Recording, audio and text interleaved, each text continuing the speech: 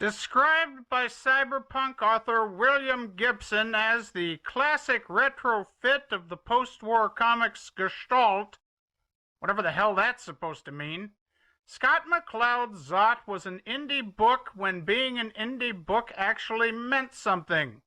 Created during a dark time in independent comics when getting your book on the shelves to vie with the DCs, Marvels, and Archies for a reader's attention and their wallet was an accomplishment in itself.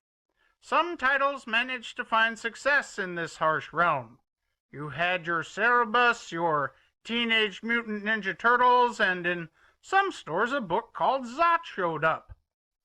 At least initially as part of the Eclipse comic library before moving to independent publishing and from color to black and white. Gestalt. That's an odd word. German, isn't it? Gotta be. Only the Germans would put an H in a word that has no H in it. To say Scott McCloud knows his way around comics is an understatement of spectacular proportions. He created one of the great tomes of comic mechanics, Understanding Comics, which looks at the history, structure, science, and yes, magic of comics. We almost debated going after it instead of Zot this season, but Zot seemed like more open to ridicule, and it's one of our favorite books. Zot has McCloud coming out of the bullpen, swinging at every pitch, and damned if he's not aiming for the fences with each one. Along the way, he crafts a hero too good to be true, one of several points of the overall story, along with a cast so numerous I think the Bible had fewer characters. Listen, can someone look up Gestalt for me? I mean, I pride myself on having a really strong vocabulary, but this has got me feeling like Keats with Chapman's Homer, you know, or Peter Gabriel in early Genesis. A hero is nothing, of course, without a cadre of villains to fight. And I have to admit, Zot has a rogues gallery to rival that of the Flash or Spider-Man, each representative of an era in time. From the steampunk of Dr. Bellows to the future horror of the living computer Zybox, our hero's got his work cut out for him. It's pretty clear that McCloud put a lot, I mean a lot, of thought into this funny book of his.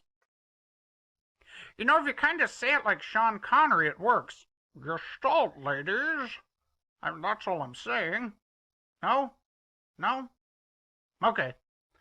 Along the way, there's plenty of teenage angst, romance, action, comedy, social commentary, some genuinely touching moments, including perhaps one of the earliest pages in semi-mainstream comics that acknowledges the struggle of simply being part of the LGBTQ community. Zot was a book that put a lot of things out there that simply weren't out there at the time. It provided a new generation with a more modern-day retelling of Peter Pan, and whether or not it had a gestalt of the proto-cultural zeitgeist touching on Jungian centrality of the hoi polloi, it was still a book that got made. I'm Carlton Tetley. Good day and good reading.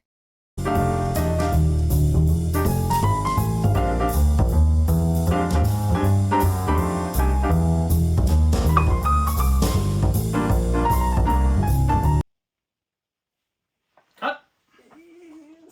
Good deal.